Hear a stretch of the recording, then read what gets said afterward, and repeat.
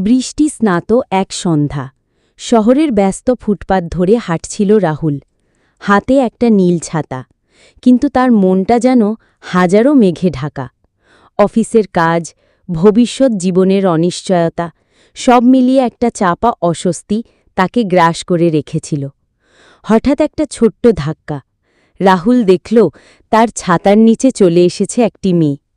মেয়েটির নাম ছিল প্রিয়া। তার চোখে মুখে ছিল এক স্নিগ্ধ হাসি, যা রাহুলের ভেতরের মেঘগুলোকে যেন এক পলকে তাড়িয়ে দিল। একটা অপ্রস্তুত হাসি দিয়ে প্রিয়া বলল, সরি, খেয়াল করিনি। ইটস ওকে, বলল রাহুল, আর তার মনের ভেতরে যেন এক নতুন সুর বাজতে শুরু করল। সেই বৃষ্টি ভেজা সন্ধ্যায় তাদের পরিচয় হল।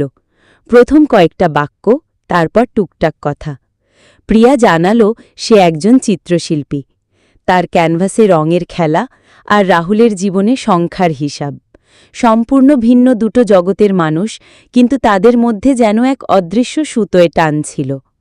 পরের কয়েকদিন তাদের আবার দেখা হলো, কখনো কফি শপে, কখনো আর্ট গ্যালারিতে। রাহুল মুগ্ধ হয়ে দেখত প্রিয়ার আঁকা ছবিগুলো, আর প্রিয়া অবাক হয়ে শুনত রাহুলের যুক্তি আর বুদ্ধিদীপ্ত কথাগুলো। তাদের কথায়, হাসিতে, নীরবতায় এক নতুন গল্প তৈরি হচ্ছিল। রাহুল প্রথমবার প্রিয়ার সামনে নিজের দুর্বলতাগুলো প্রকাশ করল, তার ভয়, তার স্বপ্ন, তার একাকিত্ব। আর প্রিয়াও নির্ভয়ে জানালো তার মনের কথা, তার অনিশ্চয়তা, তার জীবনের প্রতি ভালোবাসা। একে অপরের কাঁধে ভর দিয়ে তারা যেন জীবনের পথটাকে আরও সহজ করে নিল। একদিন সন্ধ্যায় যখন তারা শহরের এক পুরনো ব্রিজের ওপর দাঁড়িয়ে সূর্যাস্ত দেখছিল, রাহুল প্রিয়ার হাত ধরে বলল, প্রিয়া, তুমি কি আমার জীবনের ক্যানভাসে রং দেবে? প্রিয়া তার দিকে তাকালো, চোখে ছিল এক গভীর ভালোবাসা আর একরাশ স্বপ্ন।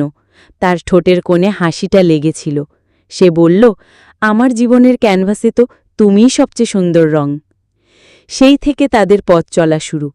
এক ছাতার নিচে শুরু হওয়া সেই গল্পটা আজ তাদের জীবনের সবচেয়ে সুন্দর অধ্যায়।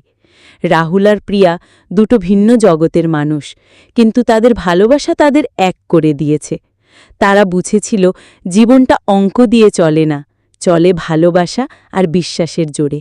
আর এই ভালোবাসাটাই তাদের জীবনের সবচেয়ে বড় পাওয়া।